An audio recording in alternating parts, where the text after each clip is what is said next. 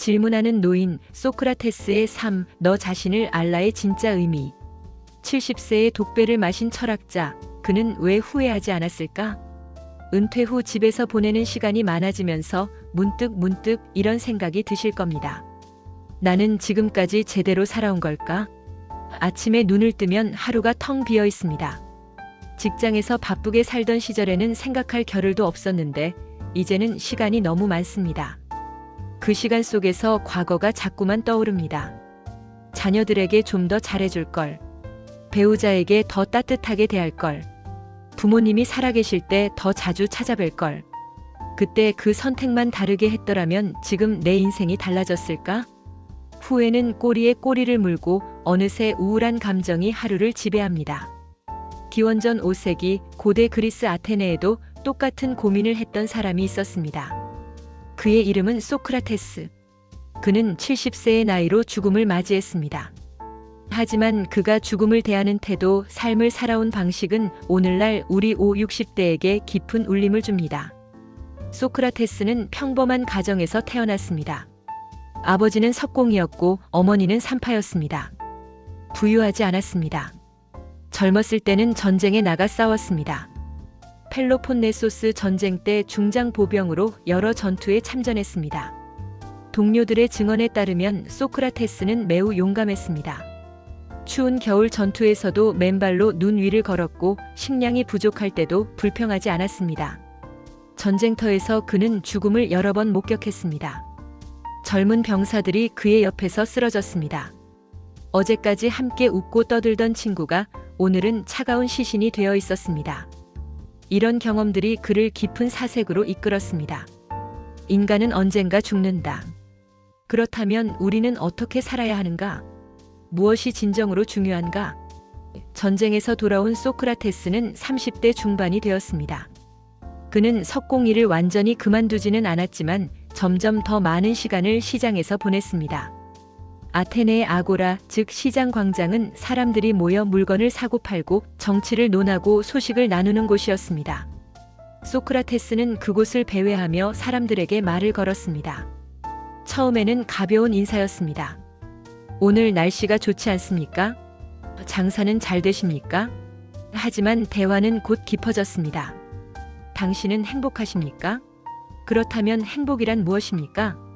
상인은 당황했습니다. 글쎄요. 돈을 많이 버는 것 아닙니까? 소크라테스가 다시 물었습니다. 그렇다면 돈이 많은 사람은 모두 행복합니까? 우리는 돈이 많지만 불행한 사람들을 알고 있지 않습니까? 이런 식이었습니다. 소크라테스는 사람들이 당연하게 여기는 것들을 질문했습니다. 정의란 무엇입니까? 용기란 무엇입니까? 좋은 삶이란 무엇입니까? 처음에는 모두가 답을 알고 있다고 생각했습니다. 하지만 소크라테스의 계속되는 질문 앞에서 사람들은 자신이 실제로는 아무것도 확실히 알지 못한다는 것을 깨달았습니다.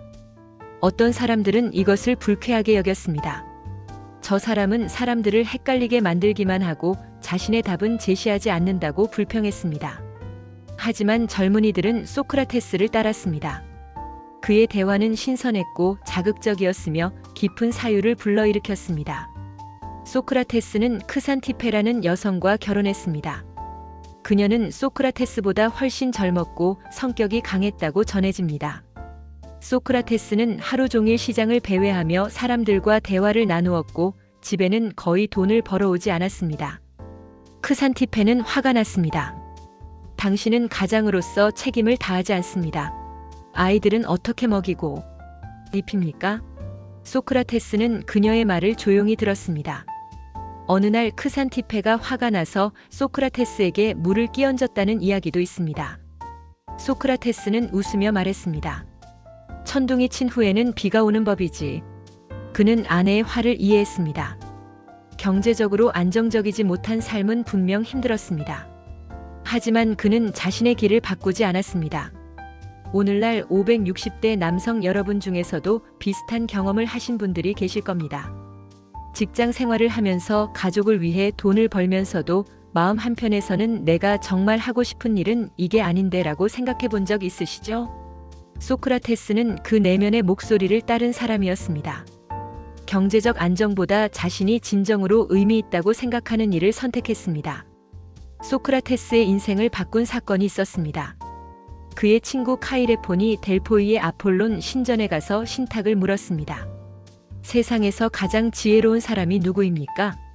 신탁의 답은 놀라웠습니다. 소크라테스보다 지혜로운 사람은 없다. 이 소식을 들은 소크라테스는 혼란스러웠습니다.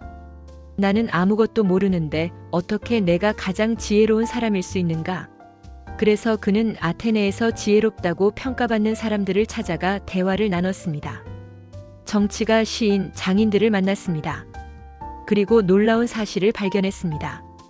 그들은 자신이 모른다는 사실조차 모르고 있었습니다.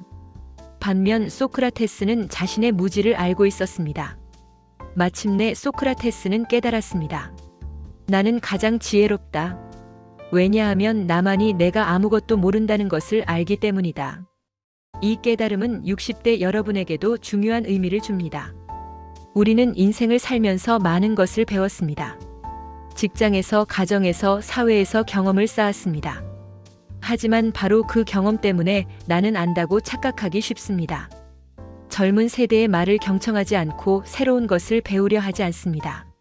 소크라테스는 우리에게 말합니다. 당신이 모른다는 것을 인정하십시오. 그것이 배움의 시작입니다. 그는 70세까지 배움을 멈추지 않았습니다. 죽는 순간까지 질문했습니다. 다음 편에서는 소크라테스가 어떻게 재판을 받고 어떻게 죽음을 맞이했는지, 그리고 그의 죽음이 우리에게 무엇을 가르치는지 이야기하겠습니다. 이야기를 더 듣길 원하시면 구독, 좋아요 부탁드립니다.